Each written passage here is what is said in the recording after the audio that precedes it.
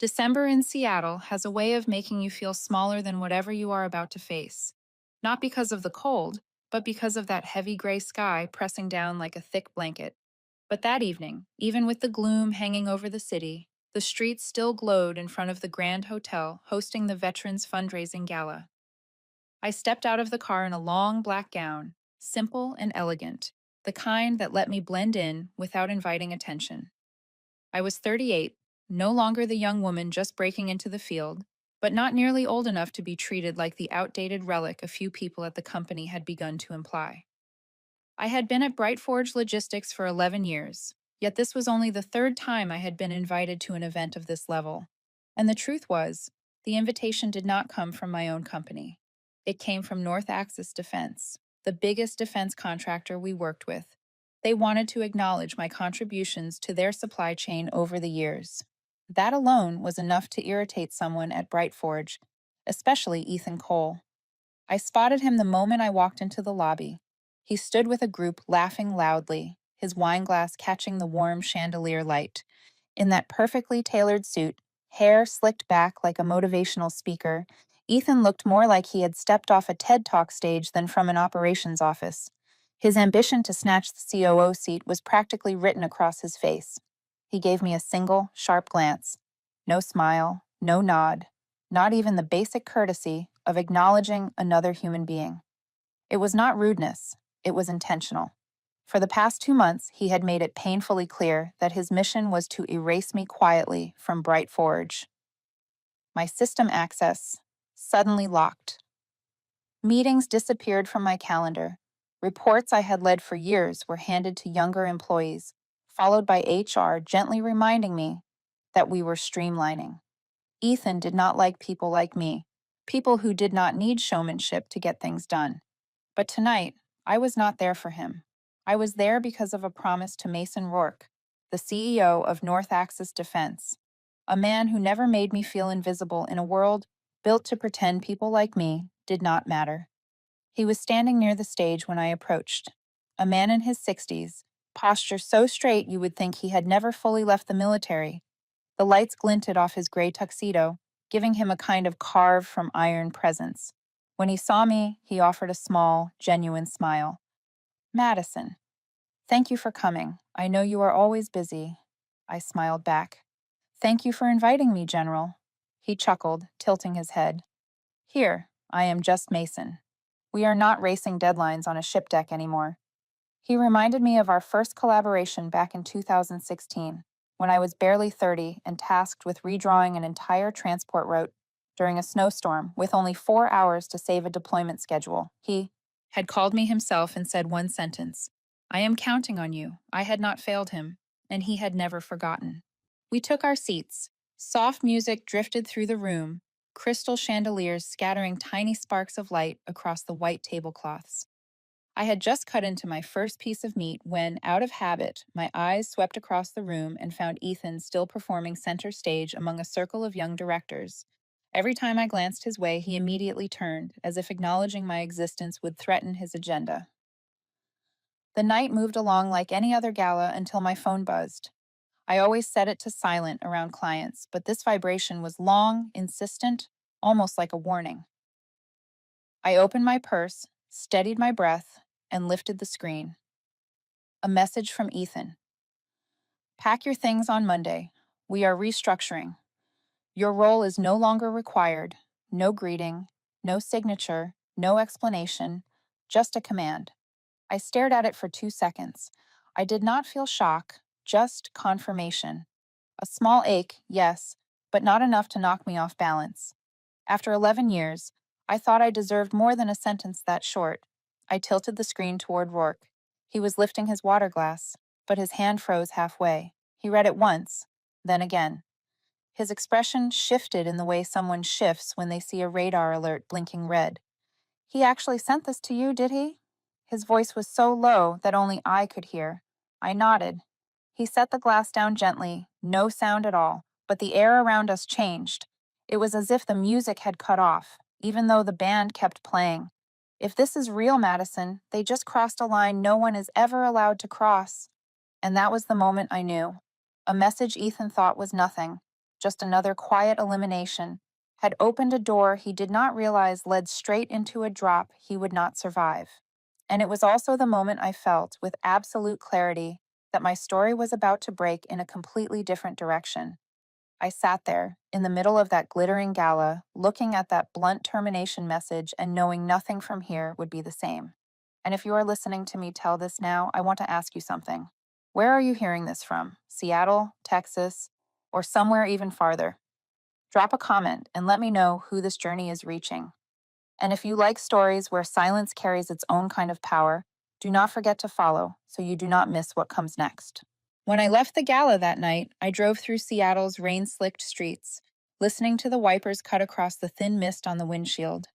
My mind kept drifting back over the past 2 months, as if my body was in the present, but my thoughts were pulled backward to the days when everything had begun to shift, piece by piece, in ways I could not connect at the time. 2 months earlier, Ethan had called for an all hands operations meeting. He walked in with the look of someone about to announce something monumental, even though we could all feel the theatrics in every step he took. The slide behind him lit up with large words: Optimize 30. Ethan said it with the energy of a motivational speaker, claiming Brightforge needed aggressive restructuring to cut 30% of costs in 6 months. He said this would be the foundation of the company's grand transformation, and if anyone did not want to climb aboard that ship of change, they would be left behind. The very next day, two colleagues who had worked beside me for more than 7 years were called into a closed door meeting with HR. By the afternoon, their desks were empty. No farewell emails, no internal announcements, no explanations. They vanished from the system as if they had never existed. The way they disappeared cast a shadow across the office that no one dared acknowledge. Every time someone opened their inbox, they feared seeing HR show up in the sender line. Then came the turn of the backup project lead for North Axis. He was the only person besides me who understood the full operational chain between Brightforge and North Axis. But Ethan declared the project no longer a priority and said the role was redundant. I still remember his face as he packed his things. Not angry, not sad, just the worn out look of someone who had seen it coming and had no power to change it. HR sided with Ethan, not because they trusted him, but because they knew that opposing him would make them the next ones out. I watched them nod along, sign off on documents without questioning them, and adjust termination records to make everything look neat. No one dared speak plainly to Ethan. He made people feel like they were walking on thin ice, one wrong word away from falling through.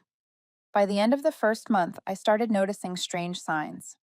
One Wednesday morning, I logged into the analytics system like I always did to check weekly flow metrics. The screen flashed an invalid access warning. I tried 3 times, rejected each time. I messaged IT, and they told me my permissions had been updated at the request of senior leadership. No name, but I knew exactly who it was. To Ethan, someone like me, 38 years old, uninterested in personal branding and unwilling to flatter anyone, was too unpredictable and too inconvenient for the new Brightforge image he wanted to build. The tools I managed were locked one by one. Reports I produced weekly were reassigned. Even the shared directory I used to cross-check data with North Axis now requires renewed authorization. None of it felt random. It felt like an invisible hand was slowly erasing me from the picture, one line at a time. One evening, I stayed in the office later than usual. No one was around except the cleaning staff pushing their cart down the hallway. The feeling of fading out of existence followed me like a shadow.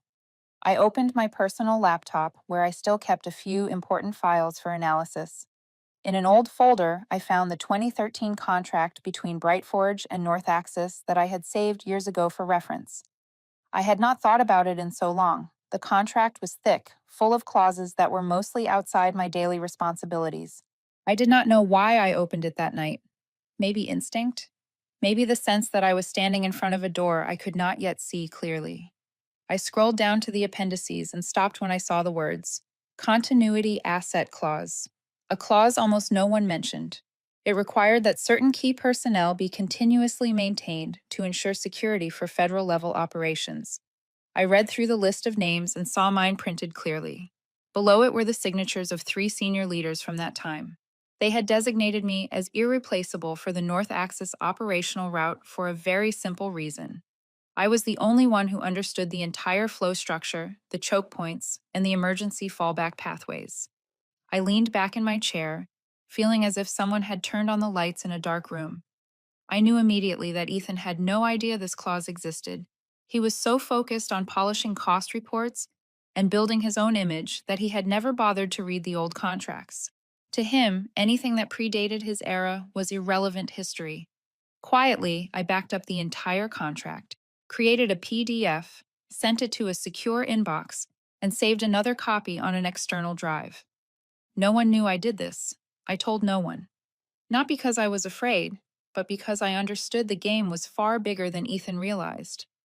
In the following week, a mid level manager mentioned casually that Ethan had requested that all old contracts be moved into the archive section to reduce storage load. He said it with the carelessness of someone moving an old photo into an unused folder. I knew instantly he believed the past had no power over his future ambitions. I did not laugh, but something settled sharply in my mind. He had gone too far, and he had no idea he was standing right at the edge of a cliff. Everything now was only waiting for the moment it would ignite. I got home close to midnight, still carrying the weight of the gala and the sharp look Rourke had given me when he read the termination message. I knew a wave was coming, but I had no sense yet of how violently it would hit. I showered quickly, planning to sleep, but before I could even lie down, my phone lit up with a new email from Brightforge's internal system. The time was 12:47. Far too late for a normal work message. The subject line held only 3 words: required meeting request. I opened it and saw it was from HR. The meeting was scheduled for 7 in the morning, with no option to decline and no stated reason. That told me 2 things. Ethan had taken action the moment he left the gala, and he was trying to clean up every trace connected to my termination before North Axis reacted officially. I turned off the lights but could not sleep. The air felt different, like standing near the shoreline and hearing distant waves crashing, knowing they would hit the coast in seconds. The next morning, while I was making coffee, I received a text from a colleague in IT. Just one line, very short, but enough to make me hold my breath. Ethan summons IT and HR. Midnight crisis meeting. I called back, but he did not answer. This only confirmed that Ethan had indeed held a meeting in the middle of the night. In that meeting, as I later learned, Ethan walked in with a face cold as steel, placed his phone on the table, and said bluntly, "I want the records cleaned. No mistakes left behind." He ordered IT to alter every log tied to me, rewriting it to show that I had voluntarily resigned 2 weeks earlier, and that HR was merely processing the paperwork. Ethan argued that this was necessary because I posed a potential information leak risk, and the company needed to control the narrative before any misunderstandings spread. The 2 HR staff sat there pale-faced, nodding over and over. No one wanted to oppose Ethan, especially when they themselves were at risk in his Optimize 30 campaign. A young IT technician was assigned to edit the logs. He later told me his hands shook the entire time, but Ethan did not give him a moment to think. Ethan stood right behind him, commanding him like a drill sergeant supervising a new recruit. When the technician attempted to pull up the original file, Ethan said a sentence that made everyone look at each other. Make it look like she walked away on her own. No conflict, no trace. I pictured the scene and felt no surprise. Ethan had always liked clean paperwork, even though he left chaos everywhere else. But he forgot something. Not everyone forced into a corner stays obedient. The IT technician was backed into a wall, but he was still alert enough to open one of the system's automatic backups. He copied the entire original log into his personal archive before making the edits Ethan demanded. Not to save me, but to save himself. People trying to survive a storm do not choose sides, they choose safety. I arrived at the office at 8 in the morning. No one from HR showed up for the meeting they scheduled. Instead, I received another email saying it had been moved to the afternoon due to scheduling conflicts. Conflicts. On the morning after a midnight meeting between HR, IT, and senior leadership, it was laughably obvious. Around 10, North Axis sent an official email demanding that Brightforge provide every record related to my termination. It was not a routine request. The email came directly from North Axis's legal department, requiring documented reasons, evidence, approvers, and timestamps. I knew Rourke had not let the matter slide. He had triggered the legal protocol without even checking with me first. Just 30 minutes later, I heard a heavy door slam. From the conference room on the 17th floor, the senior leadership level. The sound was not from the wind or someone rushing. It was the sound of someone furious and barely containing it, and I knew exactly who it was. Ethan. He had definitely read the email from North Axis and realized things were slipping out of his control. Altered logs, altered records, fabricated evidence. All of it could now be examined under federal standards. Worst of all, he had no idea who had notified North Axis. He began doubting everyone around him: IT, HR, and even mid-level managers. He thought only an insider could have leaked information that fast. I received a call from Rourke at noon. His voice did not sound like it had the night before. It was no longer just stern. There was a warning in it. Madison, from now on, do not respond to any emails or requests from your company. He paused. They just triggered the federal clause. Do not react yet. He did not need to explain further. Once a federal clause entered the picture, anything I said, even one sentence to HR, could be twisted into evidence Ethan would try to weaponize. Silence sometimes is the strongest armor. I sat in my office, staring out the window. The clouds were still low and gray like yesterday, but something felt different, not fear.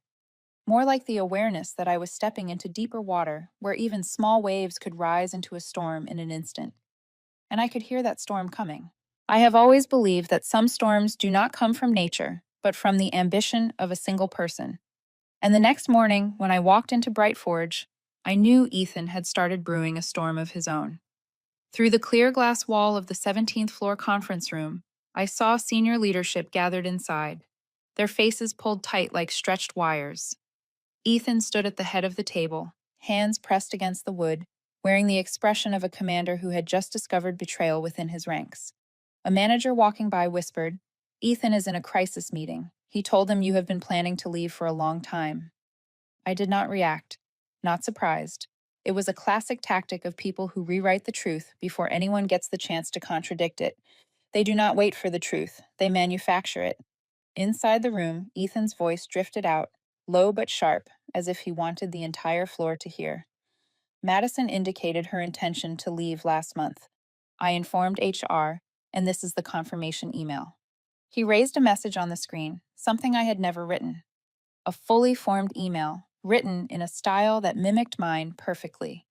Every punctuation mark, every phrase crafted so carefully that if I did not know myself, I might have doubted my own memory. He continued, this time looking straight at senior leadership. I am simply following protocol. She wanted to resign. I approved. Heads nodded.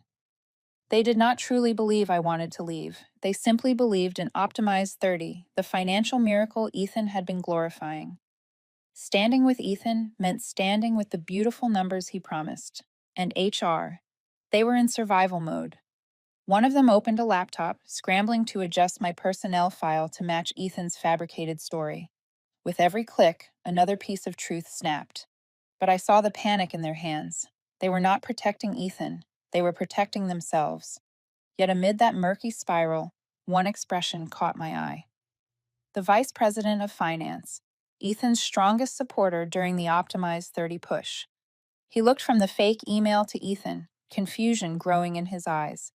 A short moment, barely a breath, but I recognized it. He was starting to doubt.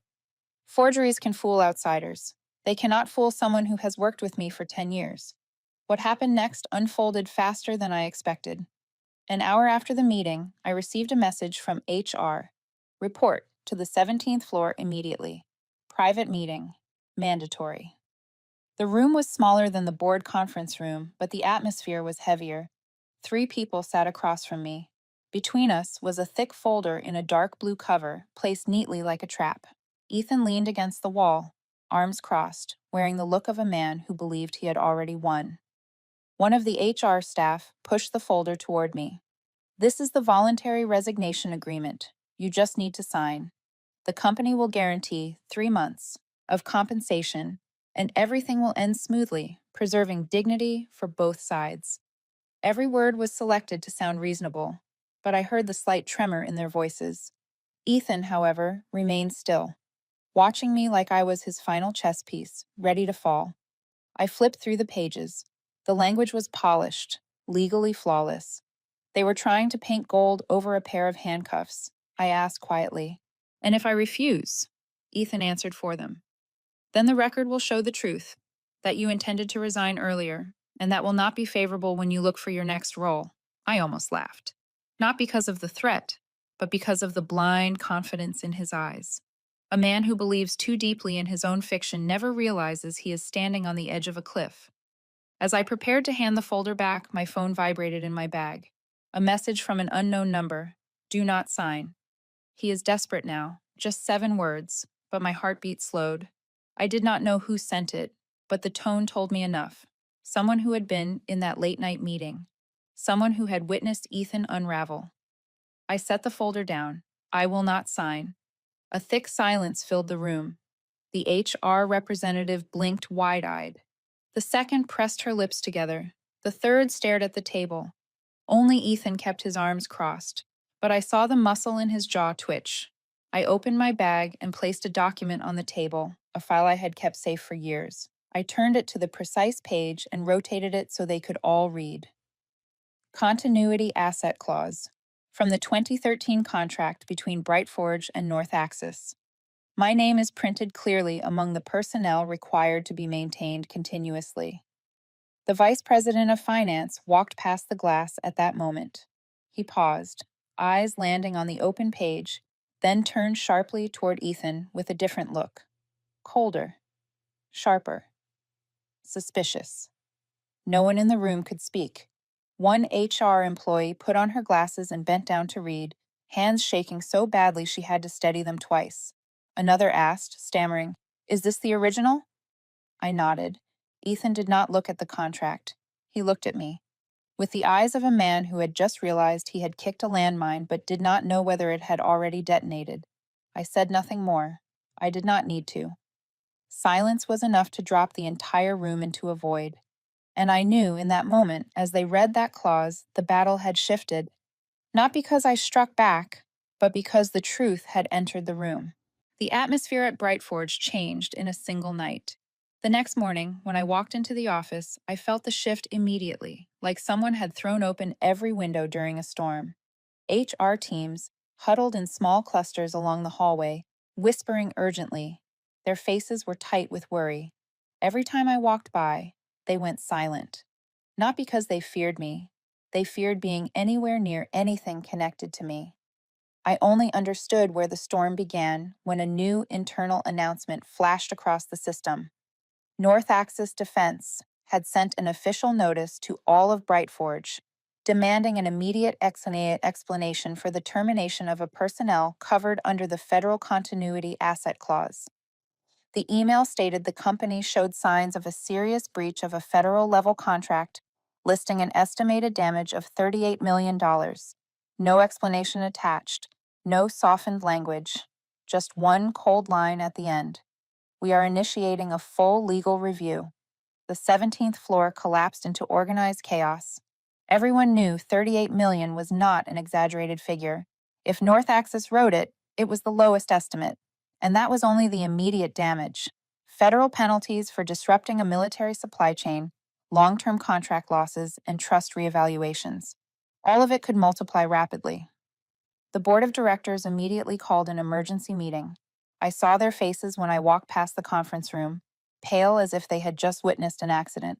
All the disdain they had shown me over the years vanished, replaced by something else. Fear, not fear of me, fear of the truth.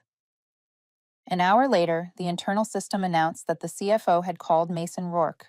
I later heard he tried to negotiate, using the tone of a man clinging to his last lifeline. But Rourke's reply contained only 5 words. "There is nothing to negotiate." Then he hung up. The news spread through the office like electricity. When a CEO dismisses a CFO outright, it means the sides have already been chosen. And Brightforge was not on the right side. Around midday, while I sat in a corner of the coffee shop downstairs, my phone buzzed. A message from an unsaved number. I opened it and found an attached file. Original logs from last night, backed up for self-protection. Be careful. I knew instantly it was from the IT technician who had been forced to alter the logs during the midnight meeting. The file included every system record before Ethan ordered the edits: access commands, timestamps, accounts used, internal notes Ethan never knew existed. One of them captured that Ethan had demanded changes to my record within 5 minutes of reading the email from North Axis. I did not need to be a technical expert to know this was proof Ethan had deliberately concealed a federal clause violation. I thought that was enough. But fate sometimes enjoys adding fuel to a fire exactly when it needs to burn hotter. Around 3 in the afternoon, I got another file, this time from the server infrastructure archives. The sender wrote only one short line. We found this in long-term retention. You should see it first. The file opened, and I saw the subject line of an email from 8 months earlier. Sender, Ethan Cole. Recipients, several senior leaders, and HR. The content was brief, but chilling. If North Axis finds out Madison holds the clause, we are done. Every word was a confession. He knew the clause. He knew the risk. He knew terminating me was a violation. And he still went ahead. I did not hesitate. I compiled all the evidence, encrypted it, and sent it to North Axis through their secure channel. 12 minutes later, I received a reply from their legal department. We have received it. Do not respond to any communication from Brightforge. I looked out the window. Seattle's clouds were heavier than usual, like the sky itself was bracing. A notification dinged on my laptop. An email from Ethan. Subject: Severe data breach violation. Immediate explanation required. The content accused me of unauthorized system access, stealing logs, and circulating false information to a partner.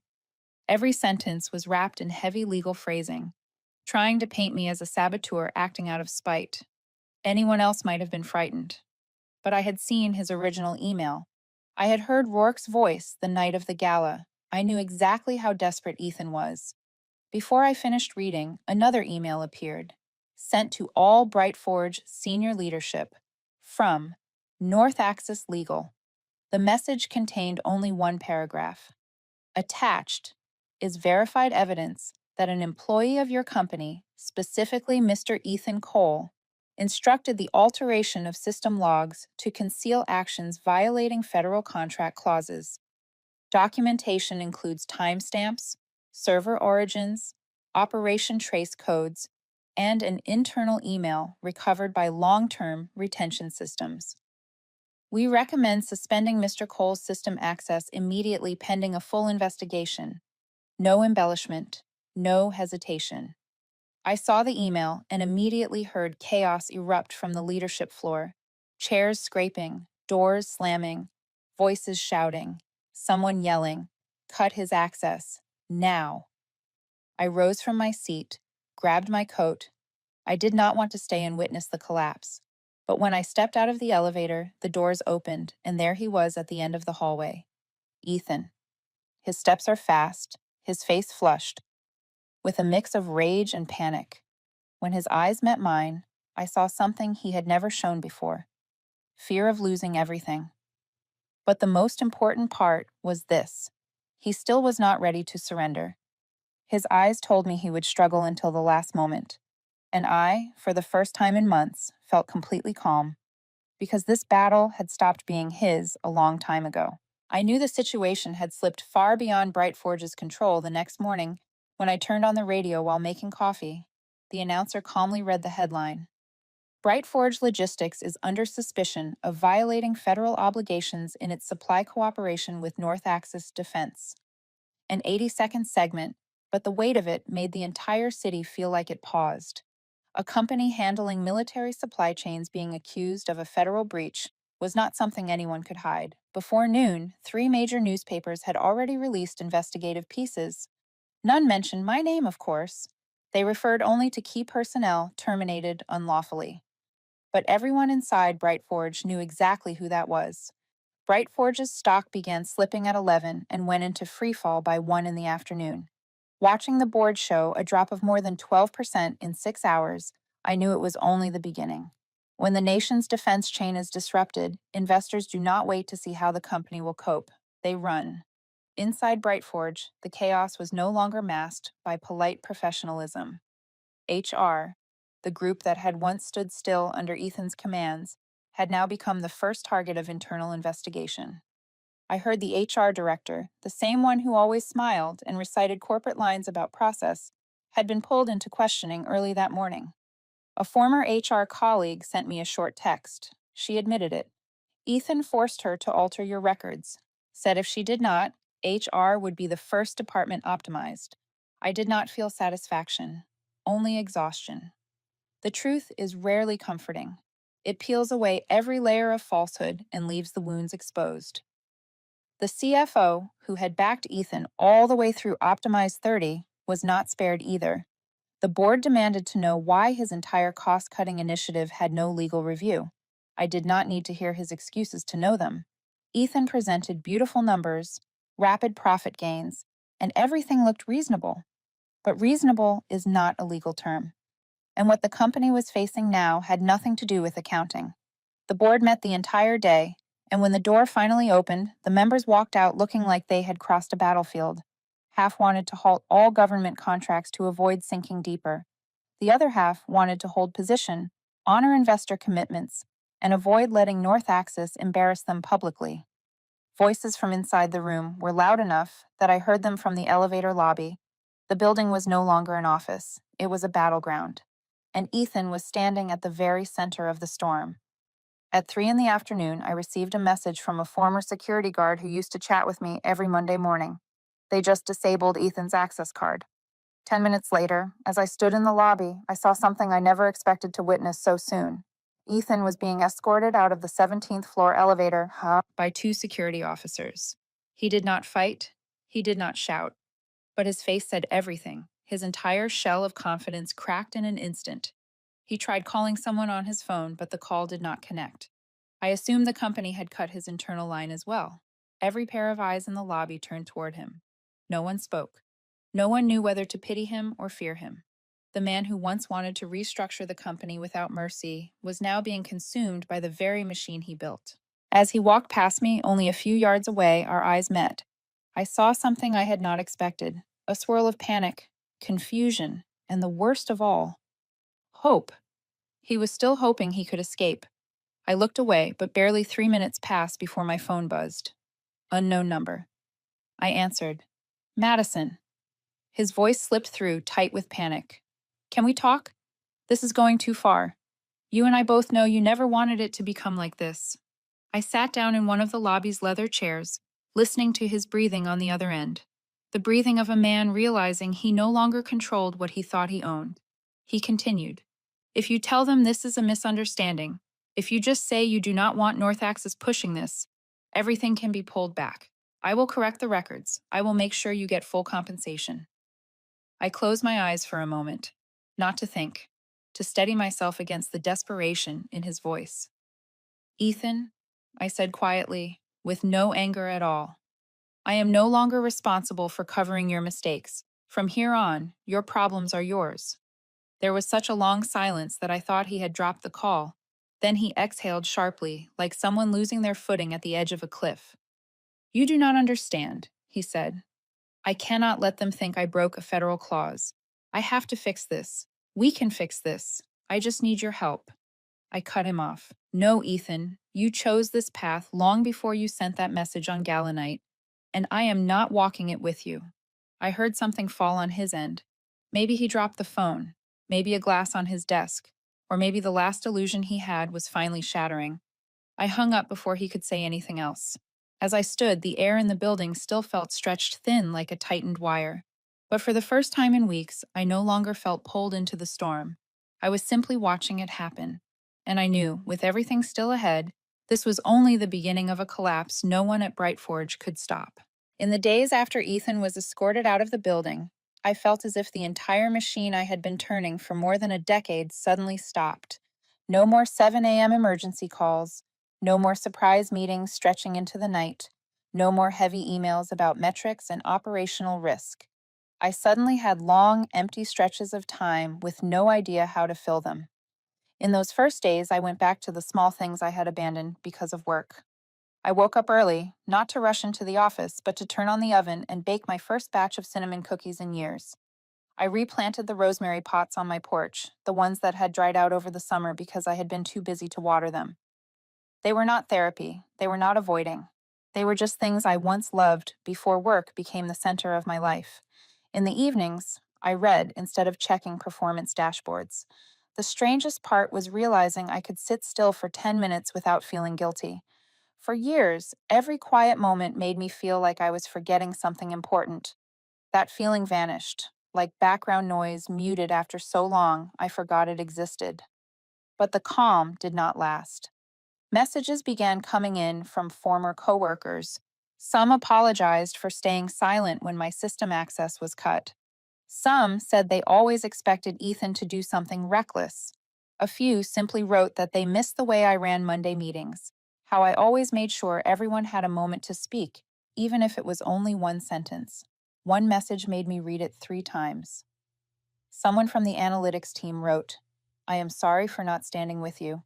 Ethan threatened to move me to a low priority group and cut me from next year's project if I did not stay in line. I was scared, but I regret it. I was not angry at them. Fear was Ethan's most effective tool. I only felt sad about everything that had happened. The company I once considered family now felt like a house after a windstorm, with people scattered in corners, unsure what they could still believe in." Another colleague sent me a recording from an internal meeting where Ethan threatened the engineering team. He said, "If you do not follow my directives, I promise your names will not be on the payroll next year." His voice was full of arrogance, with none of the desperation that came through when he called me in the lobby that day. The more evidence I received, the more I understood that what I went through was only the visible part of the problem. Ethan had sown fear in multiple departments long before I saw it, and everyone stayed silent, not because they were cruel, because they wanted to survive. Meanwhile, I got around 8 calls from journalists in 3 days, along with countless emails titled, "We would like to hear your story." Some promised anonymity. Others insisted my story carried great human value. I did not respond to any of them. I did not write my account to end up in the press. I did not want it to be used as a weapon or as revenge. I just wanted the truth to be seen where it belonged. The farther I got from Brightforge, the more I realized my feelings were not what people assumed. I was not happy watching the stock collapse. I felt no triumph seeing those who stayed silent now becoming witnesses. And I did not want to watch a company I gave 11 years to crumble piece by piece.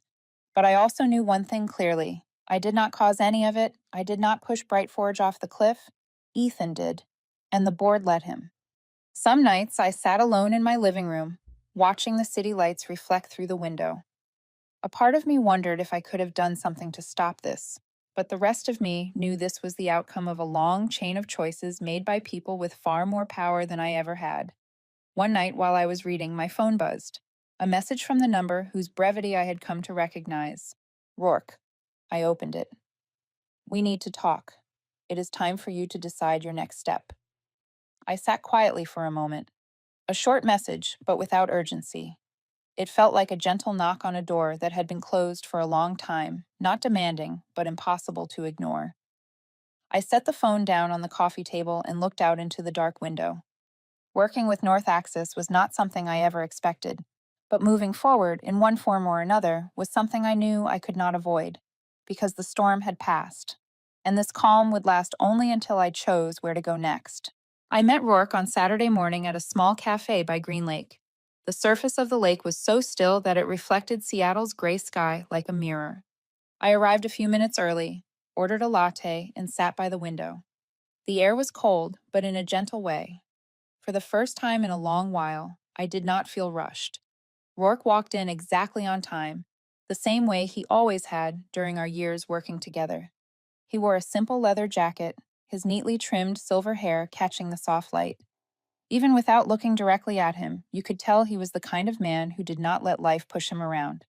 He approached the table and set a leather notebook down. "Madison," he said, voice low and steady. "I'm glad you agreed to meet me." I smiled faintly. I think it was time. He nodded, ordered a cup of hot tea, and leaned back in his chair. "How have you been these past few days?" I did not know how to answer. I did not want to complain, and I did not want to overshare. In the end, I told the truth. I am fine. But a little untethered. Rourke looked at me with the understanding of someone who could read what I did not say out loud. For years, I had poured myself into work. When the work disappeared, a part of me disappeared with it. It was not an easy feeling to explain, but I knew he understood. He opened the notebook and turned it toward me. A short document. Clean. Precise. North Axis wants you to join us. The position I believe fits you best is Director of Strategic Continuity. I paused, staring at the title. It sounded big. Maybe too big. Rourke continued, explaining slowly, without any trace of showmanship. The role has three core responsibilities. First, overseeing and auditing the full supply chain of our Tier 1 contractors. Second, designing backup systems for every type of disruption, including national defense emergencies. And third, training a successor capable of maintaining stability long term. I set the document down and took a deep breath. That is an enormous job. Rourke smiled. We know, but you have been doing most of it for years without receiving the recognition you deserve. I did not argue, but I felt a sharp flicker of worry. After a long silence, I said, I am grateful for the offer, but I am not sure I want to return to that kind of grind.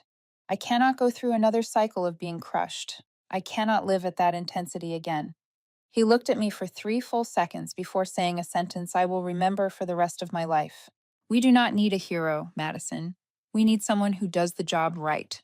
That struck directly at what I had been wrestling with. I did not want to be a savior or the person who carried an entire system alone. I just wanted meaningful work without being pulled into corporate politics or used as a shield for someone else's reckless decisions. I turned toward the lake. The wind rippled the surface in small, scattered waves. Part of me wanted to decline so I could protect the quiet I had only just found again. But another part, the part that had stood in emergency coordination rooms at midnight, the part that once redrew transport routes in the middle of a snowstorm, was still there. And that part was waking up. I turned back to him and met his eyes.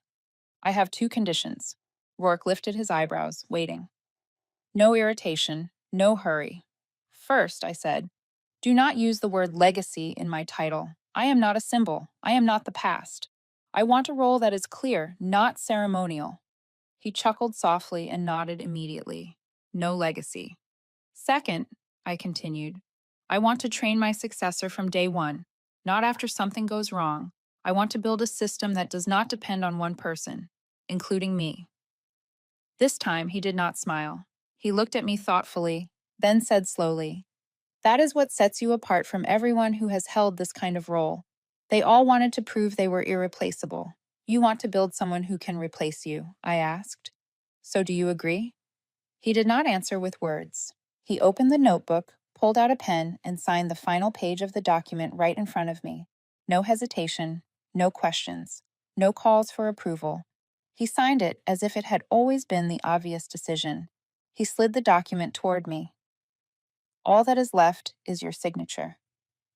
I looked down at the page, at the line with my name already printed. It did not feel like pressure.